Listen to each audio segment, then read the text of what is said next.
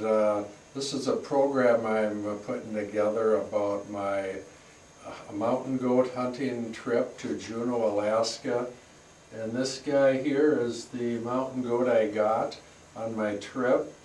Went in early September for a one-week trip, and it was a great adventure, mountain climbing, traveling by sea, hunting near the glaciers and the fjords, and just a beautiful part of the world. Those big high Rocky Mountains in that area.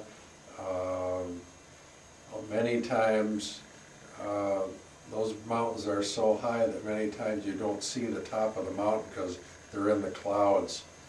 And on our hunt we were near on water level, ocean level, and on the inside fjords where the melt off from the Rocky Mountains happens. And in those areas by the glaciers is where we searched for the Rocky Mountain goat. And 5 days into my hunt, which actually was the last day of actually being in camp, I got this nice billy goat and had a great adventure on this hunt. And so come along with me, and as we relive my great adventure of hunting the Rocky Mountain goat in southeast Alaska. About the top third of the mountains there behind the city, the town of Juneau, we can't even see the tops of the mountains because of all the clouds that are coming off of them.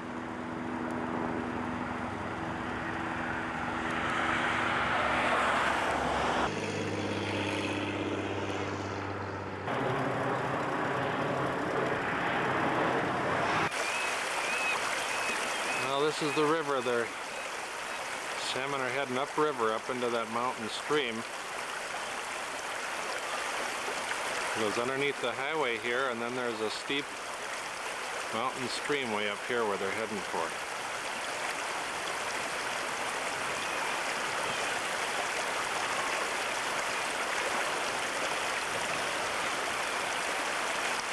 This building back here is actually a hatchery building. At times when they're spawning, the DNR can channel the water through their holding pond and that way capture salmon and eggs to be taken care of. So it's kind of a natural fishery here. There's a salmon coming up the spawn up the river. Look at that. Talk about a fishing hole. Got this whole stream and one fisherman. And the guy just hooked one.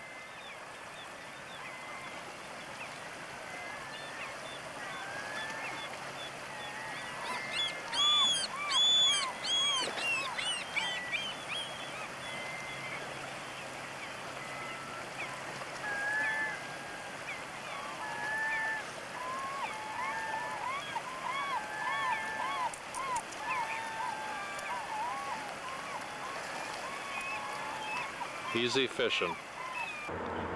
There's a pair of bald eagles sitting on some high poles right near the Gastineau Channel in Juneau.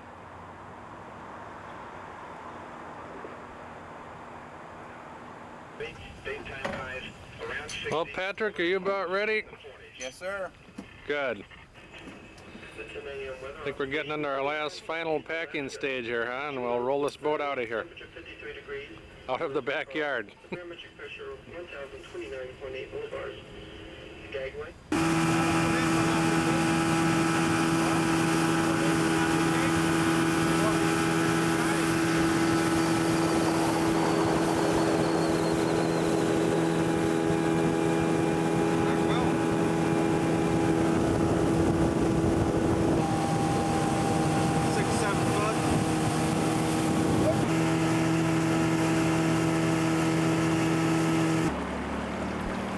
Come into Tracy Arm Bay. We're going to put up our camp in this little area here.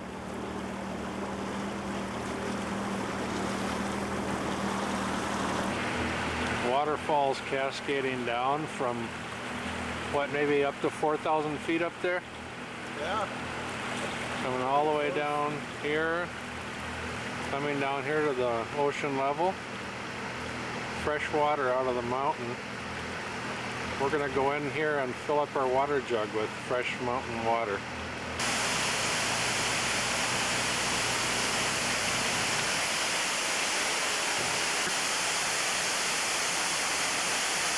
Hans is out there collecting water for the camp at the falls.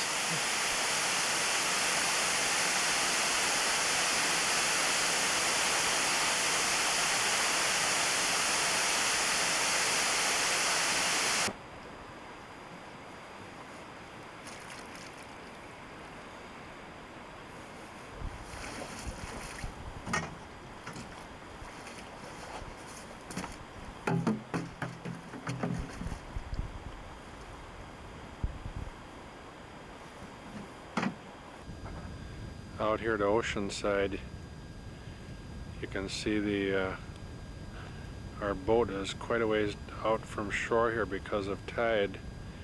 We've got it tied up way down there near the water, so in the morning we can get out with the low tide.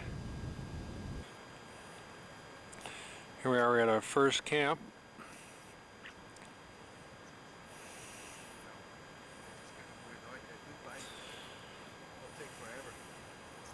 It's just about all up now.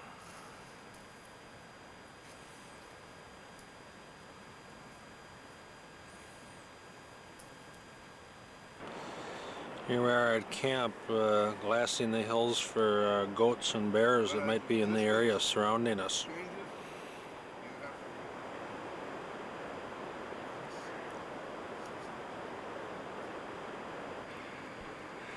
Here's a black bear just across the bay from us.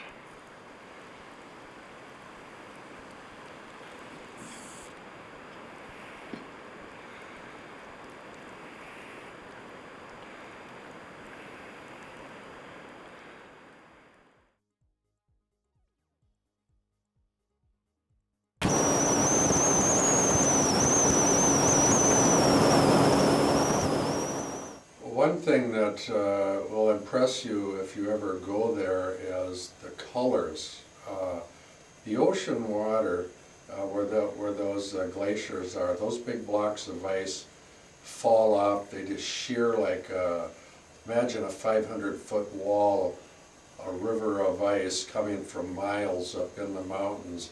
And there's a place where it starts melting, and these big pieces of ice, maybe a small one would be the size of a house, a big one would be the size of a warehouse, maybe. And when those things break and drop into the ocean, into the fjord there, in the channel, it sounds like thunder. And we're boating around in there, and it's just like you're in a thunderstorm. That's how much noise comes off of that ice when it breaks and it hits that channel there. And you're in the boat, and we're looking for mountain goats, and the water in that whole bay goes up and down about 5 feet. And so it's really like this, and you can just feel almost like the earth shakes and the water just up and down, and makes for quite a little, kind of a funny little ride. It's kind of hard to look at things with binoculars when those waves are going on. And then as we're traveling around in the channels, you will see the sea lions all over the place. They're like they're on a winter vacation or something. They're up by the glacier, and they climb up on these big ice chunks that can be any size of a house, the size of a car, whatever. But they'll climb up on them, and they'll lay on them, and they'll lay there, and they'll float down the channel. And they'll be floating by like a whole colony of vacationers sitting on easy chairs. And they're just sitting there looking around, and they're floating down the river, and eventually, evidently, they climb off again, maybe catch a fish, have something to eat. They'll swim back upstream, go back up by the glacier and climb on again. And so in the video you will see a lot of these sea lions that we were within feet of as we passed in the boat. It was really amusing. Here we are at the end of the bay, and this big beautiful glacial river dumps off right here into the water. Oh, we just missed the big calving here. There's a big iceberg in front of it. Too bad. This ice is just sky blue. And you never know, at any moment a big chunk of that whole wall of ice there can fall off and then start floating into the bay here. This is one of the favorite areas for looking for mountain goats, along the edge of these mountains here in this glacial area. Well, here's the glacier. We're pretty close to it now. Just a beautiful blue river wall of ice that falls into this bay.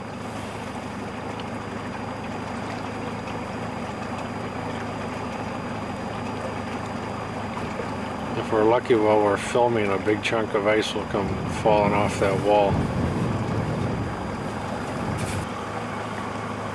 We're seeing a lot of mountain goats real high up on the edges of this mountain range that we're now looking at. And we're hoping to find some low ones that we can approach to get a shot at.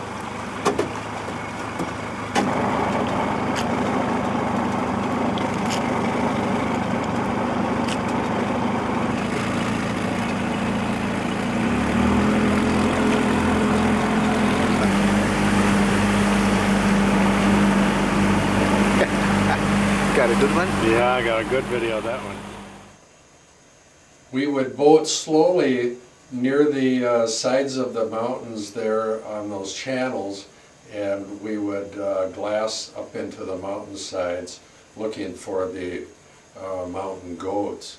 Mountain goats are very visible up there because they are pure white, and so if they're around you can see them pretty good. From the level we were at, we didn't have any snow patches and stuff like that, so a white goat would show up pretty good. And I always thought as I glassed them and was looking at them, the thing that was interesting about them is that I thought they looked a lot like a giant poodle, in that they're pure white like a poodle, and they have real fluffy hair all over the body, and then their legs look like they've been to the poodle shop and been trimmed from the knees down, and the hair is just real short, so they look like somebody has been grooming them, but it's just the way they are, and it makes them a very interesting looking animal.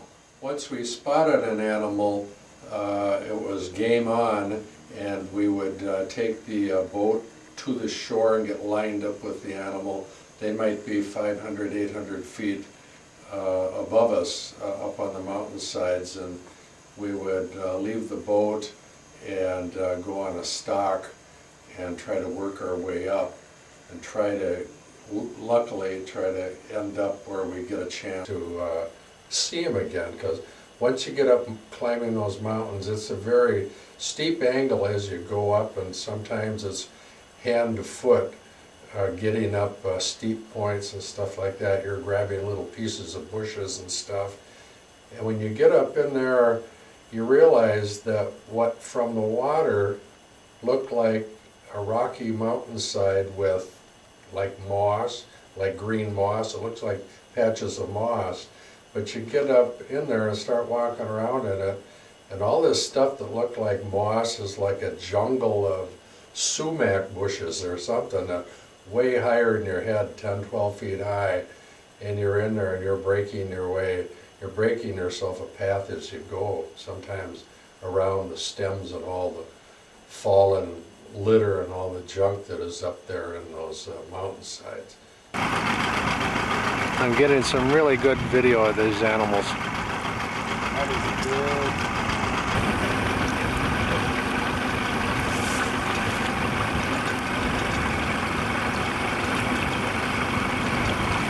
keep working their way up.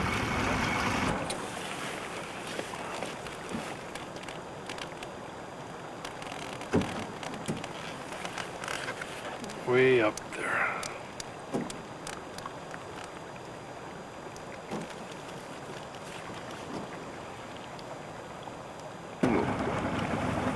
Eight and a half, There wouldn't be any drop to consider.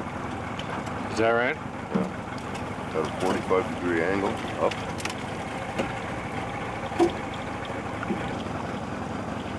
About an 8-incher up there. We're thinking about shooting, but we don't know. We're about 300 yards out.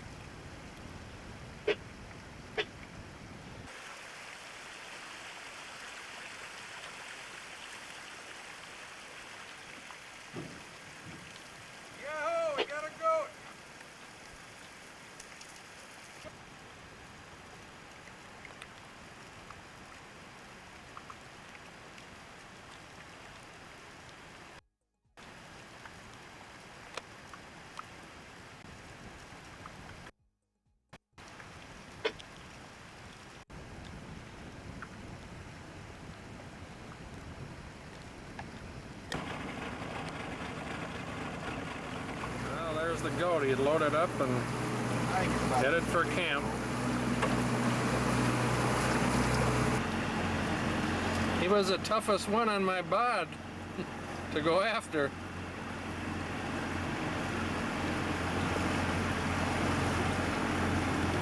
I scraped up my leg quite a bit going down a slide. What's that? I scraped my leg pretty good slipping down a slide up there. I went down about 15, 20 feet. Yeah, sure did. In a hurry.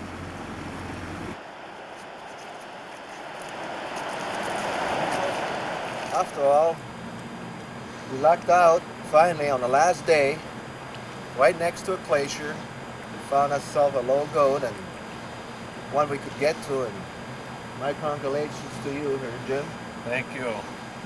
Thank you. It was a great hunt, just a super hunt. I've accomplished everything I wanted to. I got to see this beautiful country and these beautiful animals, and most of all, it was just a great adventure. Yeah, an adventure it was. So it's been a super hunt, and I'd like to come back someday and do this again, and I'd like to follow you around shooting brown bears one day. Well, now you know, you got a little education here on the mountains, so Yeah. you'll have a lot better idea next time when you come and what to Yeah, expect.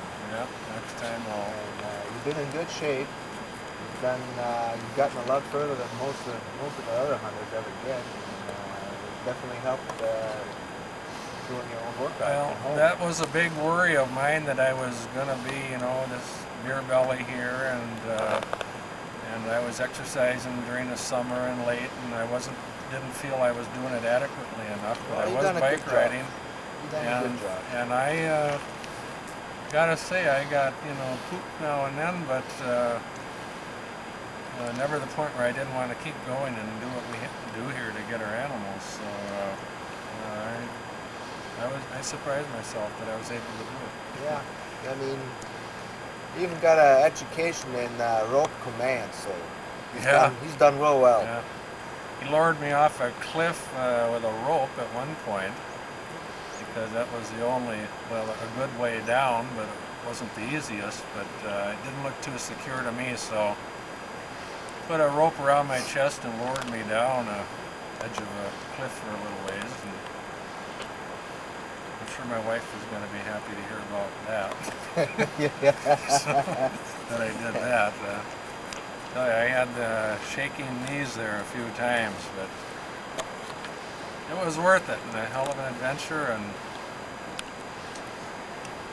you folks watching this video, if you ever want to go hunting for the mountain goat and you don't have the slightest idea, talk to me and I'll lead you to a man who's going to show you a hell of a hunt and get you into some animals. So I think we better get out the knife and Get him out of his pajamas. get him out of his pajamas and salt his hide down, and I guess we're going to pack up. It looks like rain might be coming. We're going to head for the cabin, huh? We'll head for the old log cabin there. There's an old log cabin up here, Tracy Arm, up toward the ocean. We'll spend the night there and float in the morning.